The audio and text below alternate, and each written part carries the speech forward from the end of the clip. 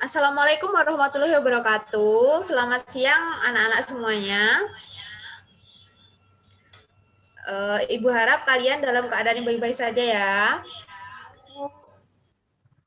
Baiklah, di sini sebelum kita mengawali pelajaran pada pagi hari ini, alangkah lebih baiknya kita berdoa terlebih dahulu.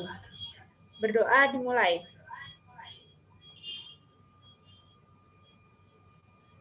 Selesai? Ya, terima kasih. Selanjutnya akan Ibu absen terlebih dahulu ya. Yang pertama, Vino. Ya. Kemudian selanjutnya Vina. Yang ketiga Sekar. Yang terakhir ada Dewi. Baiklah, sudah ada semuanya ya. Selanjutnya Ibu akan membahas materi mengenai mitigasi bencana.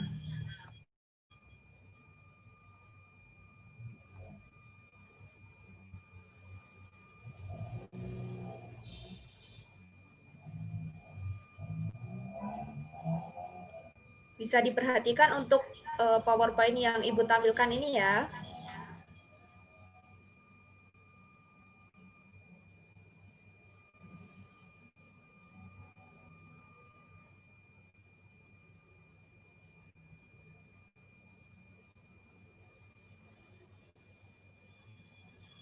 Mohon maaf terjadi kesalahan.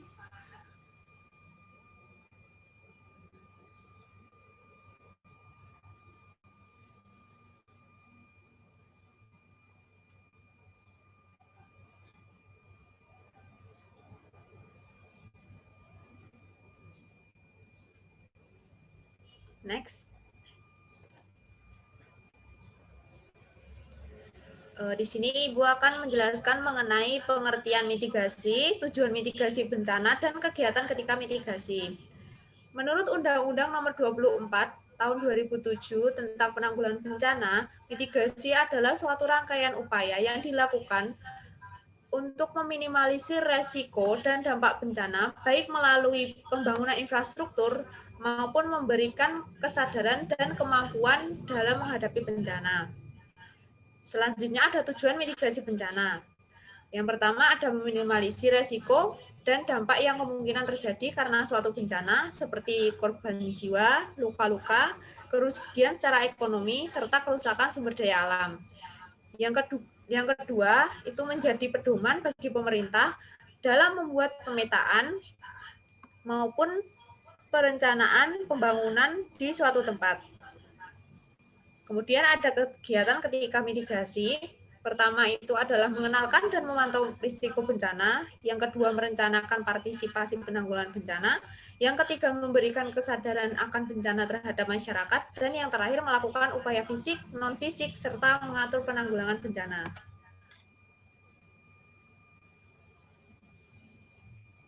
Yang selanjutnya yaitu terdapat macam-macam bencana, antara lain banjir, tanah longsor, gempa bumi, gunung meletus, tsunami, dan juga angin puting beliung.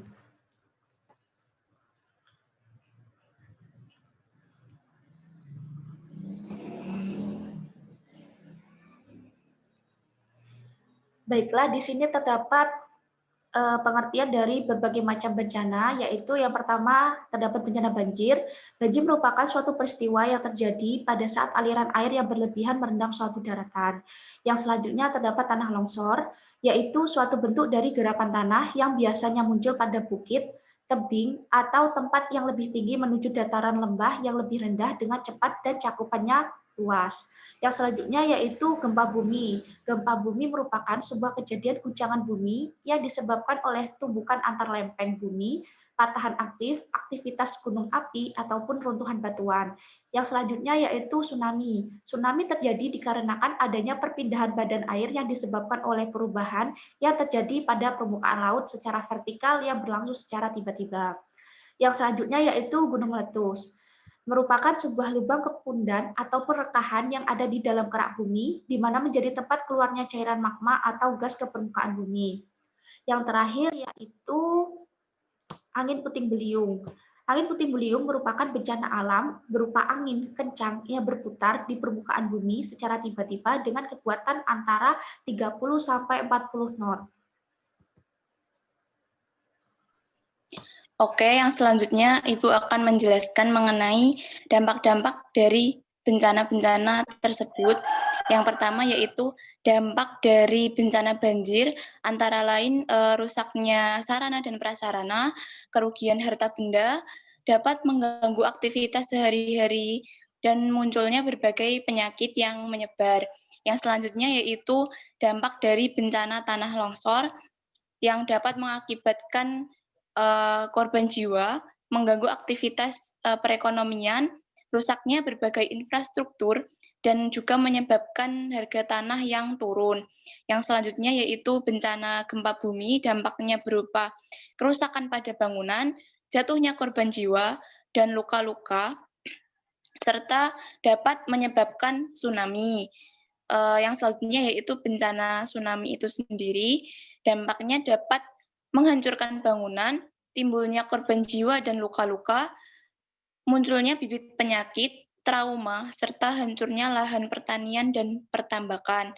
Yang terakhir yaitu dampak dari bencana angin puting beliung, yaitu dapat menyebabkan rusaknya bangunan, munculnya korban jiwa dan luka-luka, kerusakan fasilitas umum, dan tentunya mengganggu aktivitas dari para nelayan.